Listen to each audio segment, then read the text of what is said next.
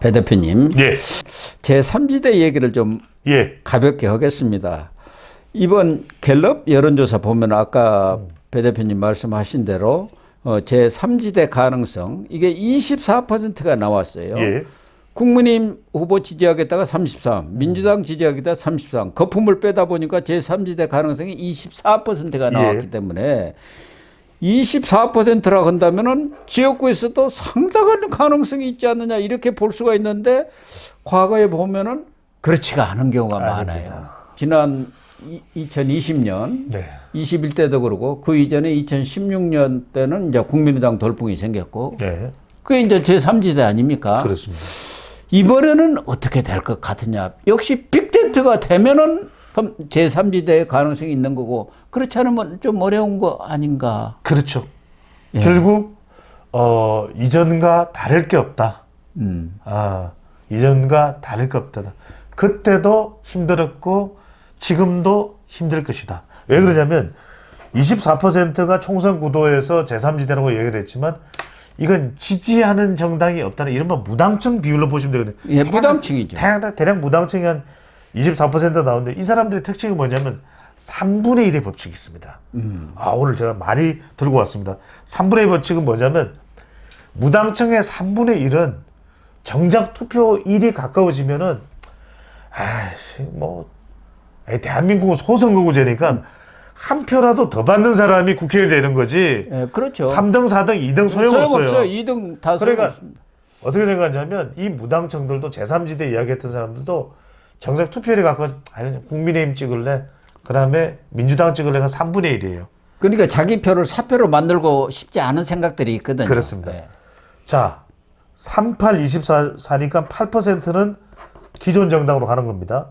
그 다음 3분의 1인 8%는 내가 지지하는 정당도 없고 안 찍을래? 안 갑니다. 안 가는. 투표 안 합니다. 예. 자, 나머지 3분의 1이 자, 24%니까 100% 중에 24%니까 3분의 1씩 나누면 8%지 않습니까? 예. 나머지 100% 중에서 8%만이 신당으로 간다. 자, 소선거구에서 당선될 사람이 있습니까? 그러니까요. 없죠. 두 번째, 이 8%를 자, 쪼개는 겁니다. 이준석이 5%. 그 다음에 이낙연하고 미래대연하고 원칙과 상식이 3%. 자, 5%, 3%면요. 병리평으로 가버리면은 몇 석입니까? 이준석 5석, 이낙연 2석이에요. 그렇게 되네요. 그러니까 네. 이렇게 말씀드리면 상당히 이제 제3지대 사랑하시는 분들은 속상할 수 있겠지만 제3지대나 신당은 별 볼 일 없다. 이렇게 봐야 됩니다. 그러니까 2016년 20대죠. 그때도 지금 무당층이 한 30% 이렇게 그럼요. 됐어요. 예.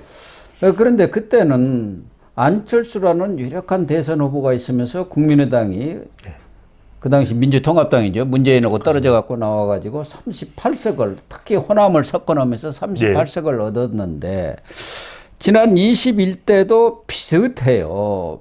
이 무당층은 그때도 26%가 됐는데 맞습니다. 이때는 중심 이런 빅텐트가 쳐지지 않고 여러 정당들이 한 너댓 개가 지금 난립을 했습니다. 바른미래당, 새로운 보수당, 대한신당, 민주평화당. 그러다 보니까 지역에서 한 석도 못 얻어버린 거예요. 그러니까요. 예. 그래서 이번에도 지금 한 5개 되죠 아마 지금. 맞습니다. 예. 이준석 신당, 개혁신당이죠. 그 다음에 양양자 신당은 합쳤으니까 이제 그 합해졌으니까. 하나는 줄었네요. 새로운 미래대연합이니까 이낙연 신당과 이제 원칙과 상식이 합해질 가능성이 있는데 그게 될 테고 나머지가 이제 새로운 선택, 금태섭 그게 하나가 있죠. 그래서 이번 경우도 빅텐트를 진짜 이낙연 신당 또 민주대연합 그리고 이준석 개혁신당 이렇게 빅텐트가 쳐지면은 그래가지고 연합공천을 하면은 지역에서 그래도 상당수를 얻을 가능성은 있단 말이에요. 예. 그리고 비례에서도 일정 부분 얻을 가능성이 그렇습니다. 있어요. 그런데 그렇지 않고 대연합이 되지 못하고 빅텐트가 못 쳐지면은 그냥 끝나는 거 아닙니까? 맞습니다. 그렇게 봐야겠죠.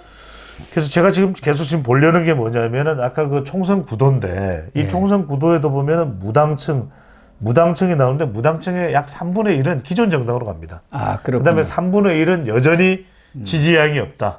한 3분의 1만 신당으로 가거든요. 아, 그렇군요. 그러니까 이게 소선거구제인 나라에서는 매우 어려운 겁니다. 그리고 이런 신당이나 소수 정당이 그래도 의석에서 유의미한 한 두 자릿수 자리를 차지하려면 적어도 한 100명은 놓고 준연동형으로 가야 가능해지는 이야기거든요. 현실적으로 우리 지금 선거제도는 양강 구도로 갈 수밖에 없는 제도적 이 한계가 있기 때문에 신당을 비하하는 것도 아닙니다. 신당의 가능성을 깎아내리는 것도 아닙니다.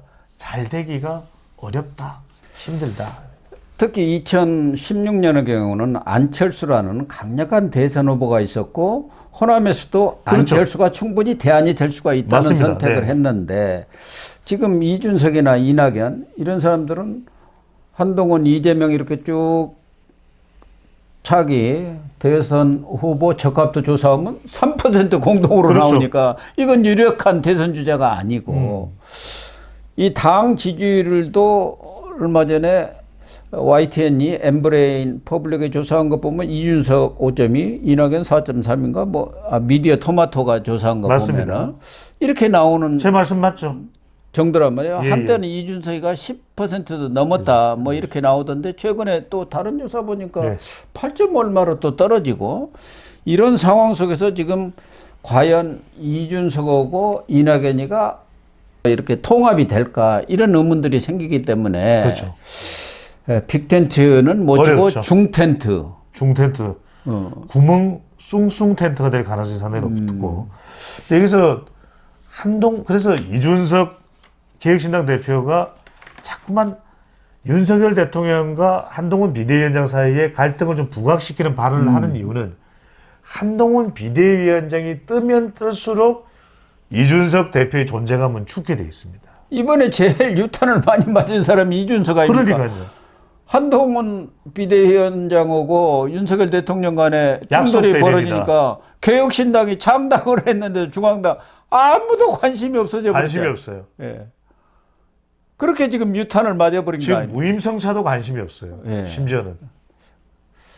그런 상황이 돼버리니까 더군다나 그동안에는 말씀하신 대로 윤석열 대통령의 아바타다 하고 한동훈을 비판을 했는데 이번 일이 벌어지면서 아바타라고 비판하기에도 설득력이 지금 없어져 버린 거예요. 그래서 지금 제가 아까 말씀드린 신당의 3분의 1 법칙이 여전히 유효하고 작동되고 있다. 한마디로 말씀드려서 이준석의 개혁신당은 총선 이후를 노려야 될 것 같아요.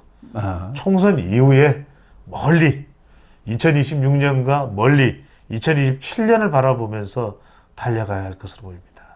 그때까지 달려간다고 총선에서 아무런 성과를 못 냈는데 무슨 성과가 나겠습니까? 더군다나 그러려면은 이준석이 무조건 금배지를 달아야 합니다. 아니 마이너스 4선에 갖고 무슨 대선에 도전을 하겠습니까? 그건 정말 무망한 일이죠. 거죠. 그래서 결과적으로는 한 5석 정도를 가져갈 수 있는 개혁신당이라면 비례대표를 그래서 할 이준석이가 가능성이 2번으로 갈 가능성이 큽니다. 그렇습니다. 저는. 그러니까 어디 지금 나간다는 네. 확실히 찍어놓은 적이 없지 않습니까? 여기저기 간만 보고 다니는 것은. 그래서 두리번 그러죠. 자, 노원을 이야기하고 또 대구를 이야기했다가 얼마 전에 세종을 이야기하는 것이거든요. 예. 자, 대구, 노원, 세종 이것이 의미하는 것은 비례입니다. 비례라고 봐야죠. 예, 2번이라고 봐야. 그렇게 되면은 금배지는 달 수가 가능성이 있죠. 있지요. 예, 그렇지 않겠나 이런 생각이 들고 이낙연 전 대표도 광주 출마를 지금 검토를 한다고는 합니다만은 과연 광주에 나가서 당선이 될 것인가? 되지 못할 경우에는 정말 거기서 무명의 인사들한테 패해버린다 한다면은 이낙연도 그걸로 끝장이 날 가능성이 크기 때문에 말은 그래도 쉽게 출마를 결정하지는 못하지 않겠나 하는 생각은 듭니다. 네. 네. 네, 시청자 여러분 시청해 주셔서 감사합니다.